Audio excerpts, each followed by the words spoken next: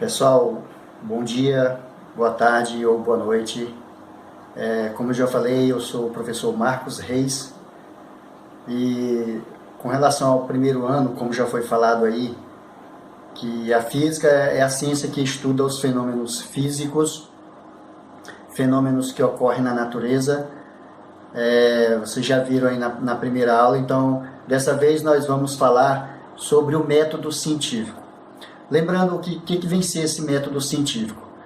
Toda vez que um fenômeno é observado, claro, as pessoas tentam de alguma forma explicar este fenômeno.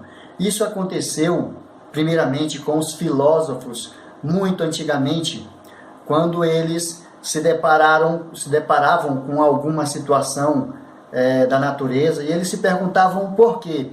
Então, por conta disso, eles buscavam as suas interpretações a respeito do fenômeno. Então vejamos aqui. Lembrando que o método científico são etapas a serem seguidas para se estudar um fenômeno, poder entendê-lo e interpretar esses resultados, né? Então, com relação a essa questão do método científico, a gente pode até considerar aí esse problema que o mundo inteiro está passando a respeito dessa pandemia, onde primeiramente foi feito uma verificação do tipo de vírus, né? Aí logo depois foi destacado algumas considerações a respeito do que esse vírus causa e, consequentemente, outros estudos relacionados a o que pode ser feito para resolver o problema desse vírus, com relação à questão de algumas vacinas que são produzidas, aliás, vacina que está sendo desenvolvida, né? Então vejamos, alguns métodos a serem destacados. Primeiro, observar o problema. Então, o problema deve ser observado quando ocorre isso na natureza. Logo depois, o anúncio de algumas hipóteses, ou enunciar algumas hipóteses do porquê que isso ou aquilo está ocorrendo. Testar essas hipóteses com experimentos. Às vezes a pessoa, no caso, é possível testar o problema com alguns experimentos, né? Depois, analisar os resultados e tirar algumas conclusões. E se a hipótese for verdadeira, divulgar os resultados. Se a hipótese for falsa, repetir todo o processo, desde enunciar, testar, analisar e por aí vai. Um exemplo aqui. 3 vacinas para a Covid-19 estão em testes clínicos, diz a Organização Mundial de Saúde. O diretor-geral da Organização Mundial de Saúde, Tedros Adhanom, disse nesta quarta-feira que 3 vacinas para a Covid-19 estão em fase de testes clínicos. Além disso, pelo menos outras 70 estão sendo desenvolvidas segundo a entidade. Então, algumas pessoas, alguns cientistas, estão adotando a técnica de procurar algumas pessoas para servirem de cobaia para a produção dessa vacina.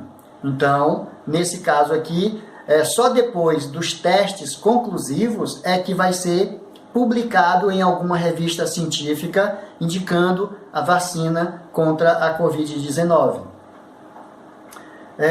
Segundo esse método científico, primeiro são criados modelos, depois teorias, leis e princípios. Então vejamos, no caso do modelo é um tipo de analogia ou imagem de um fenômeno a alguma coisa familiar, né? Primeiro se cria uma imagem, depois vem a questão da teoria. Teoria é uma forma de explicar um conjunto de problemas, supõe-se teorias, né? Depois, a partir dessas 2 etapas, vem as leis, onde as leis são afirmações concretas sobre o comportamento da natureza. E logo depois os princípios, que são leis que têm um papel básico na teoria, para dar suporte à teoria. O exemplo do modelo de representação do universo. Antigamente as pessoas acreditavam que a Terra era o centro do universo. Agora, por quê? Porque, pelo que se via, a Lua girava ao redor da Terra, o Sol é que gira ao redor da Terra, e por conta disso foi criada uma teoria chamada teoria geocêntrica, onde tinha a Terra como centro do universo. Geo significa terra e centro, centro, por isso geocentrismo, né? Essa proposta foi divulgada, foi criada por Cláudio Ptolomeu, né? E logo depois, com o avanço da tecnologia, veio o modelo heliocêntrico, que foi definido por Copérnico, Nicolau Copérnico, onde ele colocou o Sol como centro do universo e os outros planetas girando ao redor deste centro.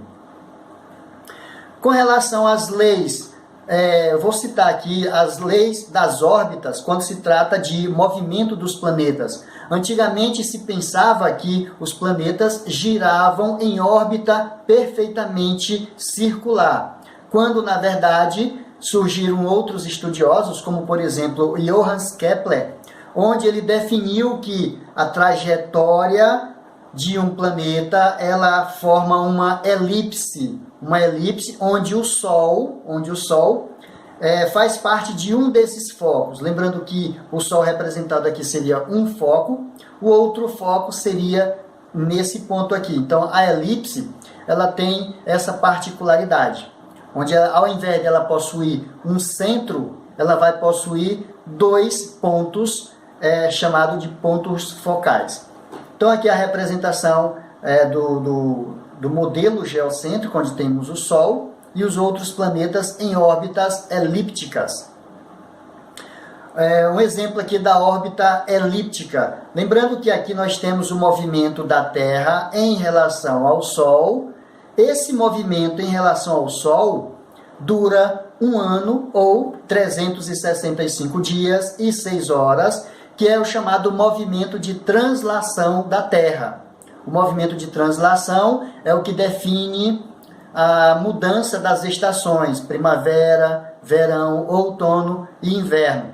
No caso destacado aqui tem algumas datas, 22 de dezembro, 21 de março, 23 de setembro e 22 de junho. Então, esses dias é onde define o momento em que ocorre a mudança da estação. Cabe citar aqui também um outro movimento que a Terra faz ao redor de si mesma. Esse movimento ao redor de si mesma é chamado de rotação. A rotação, o tempo de rotação da Terra dura 24 horas.